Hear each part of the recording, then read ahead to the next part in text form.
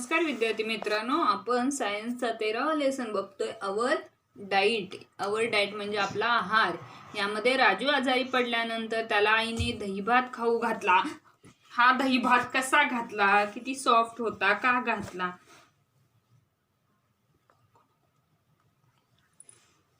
त्यानंतर ताई स्कूलमध्ये लंगडी खेळल्यानंतर तिला लागलेली भूक, हे सगळे कॅन यू टेल मध्ये जे काही प्रश्न विचारलेले, त्या प्रश्नांची उत्तरं तुम्ही काहींनी लिहिलेत, काहींनी लिहिली नाहीत, त्यांनी पूर्ण करा. सेकंड आहे, why does our food intake differ on different days.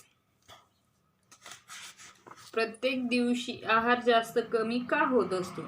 Sometimes we feel very hungry and we eat a lot.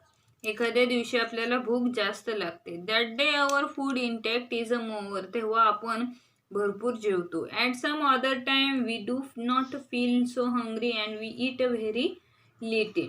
काही वेळाला आपल्याला भूक कमी लागते, त्यावेळी आपण काय करतो, कमी जेवण करतो. That day our food intake is a less. Can you tell which of these two is likely to have a bigger intake? What would be the reason for what? म्हणजे त्यांनी प्रश्न केलाय, या दोघींपैकी जास्त आहार कोणाचा असेल. ताई इज अ यंग म्हणजे ताई काय आहे तर तरुण आहे. शी इट्स मोअर, त्यामुळे तिचा आहार कसा आहे, जास्त. So here intake is also bigger. Grandma is old, so here intake is a limited. ताई तरुण आहे त्यामुळे तिचा आहार कसा आहे, जास्त आहे. आणि आजी कशी आहे तर म्हातारी झाली आहे, त्यामुळे तिचा आहार काय आहे, कमी आहे. When doing certain kinds of work we make a lot of vigorous movement. Such work is a hard on the body. It is called physical labour. म्हणजे काय, when doing a certain kinds of work, काही कामे करताना शरीराची भरपूर हालचाल होते. We make a lot of vigorous movement म्हणजे हालचाल होणे, शरीराची भरपूर आणि वेगाने काय होते, हालचाल होते.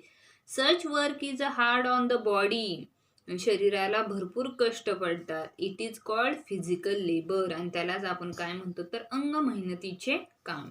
Physical labour makes us a very hungry, आणि अंग मेहनतीची कामं केल्यामुळे काय होते तर खूप भूक लागते. So kinds of work can be done sitting at one place. It does not take a hard physical effort to do it. म्हणजे काय, काही कामे ही काय आहेत तर done sitting at one place, एका जाग्यावरती बसून करायची असतात. It does not take a hard physical effort, ती कामं करताना शरीराला फार कष्ट पडत नाही. Such work is called sedentary work. या अशा कामांनाच आपण काय म्हणतो तर बैठी कामे. People who do sedentary work do not feel as hungry as those who do physical labor. बैठी कामे करण्याची भूक त्या मानाने कशी असते, नेहमी कमी असते. मग फिजिकल लेबर अंग मेहनतीची कामे आणि सेंटेटरी वर्क म्हणजे बैठी कामे. The diet of a people doing physical labour is greater. They need more food. अंग मेहनतीची कामे करणाऱ्या व्यक्तींचा आहार हा नेहमीच काय असतो तर जास्त असतो, त्यांना अधिक अन्नाची गरज असते. डू यू नो, तुम्हाला माहितीच आहे. Chores like a carrying water म्हणजे पाणी भरणे. वॉशिंग क्लॉथ कपडे धुणे. Sweeping and mopping the floor involve physical labour. फरशी पुसणे, घर झाडणे, ही सगळी काय तर फिजिकल लेबर, कष्टाची कामे आहेत. These who do such work feel mower hungry, आणि ही कामे करणाऱ्या व्यक्तींना काय असते, खूप भूक लागत असते. Whatever it is a man or woman who does these chores, it is necessary that he or she gets enough food. ही कामे करणारी व्यक्ती, स्त्री असो वा पुरुष, त्यांना पुरेसं अन्न मिळणे हे काय आहे तर इम्पॉर्टंट आहे, गरजेचे आहे. डू यू नो, तुम्हाला माहितीच आहे. When children are growing bodily growth is a very rapid. मोठे होताना शरीराची वेगाने वाढ होत असते, म्हणून या वयात मुलांना, गर्ल्स और boys of growing age need a lot of food. या वयात मुलांना भरपूर आहार मिळायला हवा. म्हणजे ज्यावेळी मुलांचं वय वाढतं, लहान असतात ते मोठे होऊ लागतात, त्यावेळी त्यांना काय हवंय, जेवण हे भरपूर हवं असतं. कॅन यू टेल, सांगा पाहू. Will pumpkin be cooked at all children's houses on the same day? एकाच दिवशी वर्गातील प्रत्येकाच्या घरी भोपळ्याची भाजी असेल का? Would you like it if you got the same menu at every meal every day? रोज ते जेवण बनवलं तर तुम्हाला आवडेल का? Why we not get mangoes throughout the year?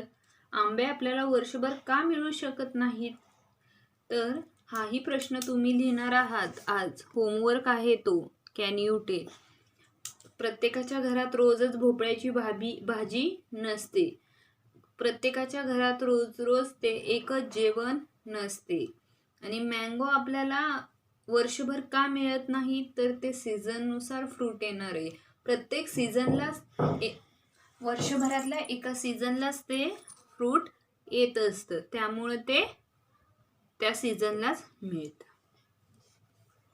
Variety in food. Variety in food म्हणजे अन्नपदार्थातील विविधता. We eat a lot or a little depending on how hungry we are. That is our hunger determines how much we eat. भुकेमुळे आपण कमी जास्त खातो, त्यावरून आपला आहार थोडा आहे की जास्त आहे हे ठरते. Hence we are thinking about the amount the eat. आणि मग आपण काय करतो तर आपल्या आहाराविषयी माहिती घेतो. We also need to consider which food items we eat. आपण कोणते पदार्थ खातो ही माहिती पण घ्यायला पाहिजे, म्हणजे आहाराविषयीची माहिती आपल्याला मिळते.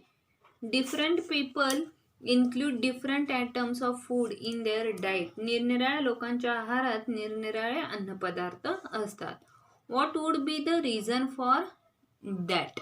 त्यांची कारणे काय असतील? If only a certain combination of dishes is prepared every day when we have to eat the same food all the time. ज्या घरात रोज ठराविकच पदार्थ बनवले गेले तर तेच अन्नपदार्थ सतत खावे लागतात. जेवण तुम्ही काय होता? Boring chore. तुम्ही कंटाळवाणे होता तेच ते जेवण खायला. So different dishes are prepared in turn. म्हणून अन्नपदार्थ हे नेहमी आलटून पालटून छान करायचे असतात. In regions where rice grow in a planetary, rice become a major part of the diet of the people living there.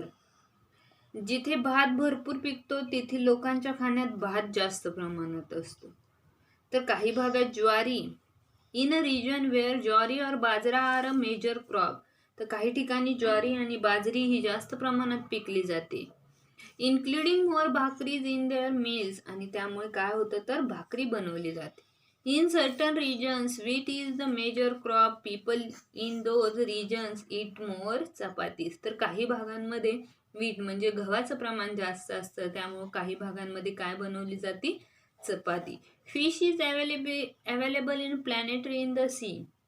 आणि ज्या भागामध्ये समुद्रात मासळी भरपूर प्रमाणात मिळतात त्या भागामध्ये कोकणातील लोकांच्या आहारामध्ये people Konkan have a lot of dish in a fish in ever diet. तर कोकणी भागांमध्ये फिशचं प्रमाणही काय आहे? जास्त प्रमाणात आहे. तुम्ही आज होमवर्कला हाही प्रश्न लिहिणार आहात. मी 2 डेफिनेशन लिहायला लावणार आहे, ते पण लिहिणार आहात. व्हिडिओ समजला नसेल तर विचारत चला. परीक्षा जवळ आली, थोडेसे धडे राहिल्यात, अभ्यास करा. आज आपण इथेच थांबूया. राहिलेला पॉईंट नंतरच्या तासाला बघूया. थँक्यू.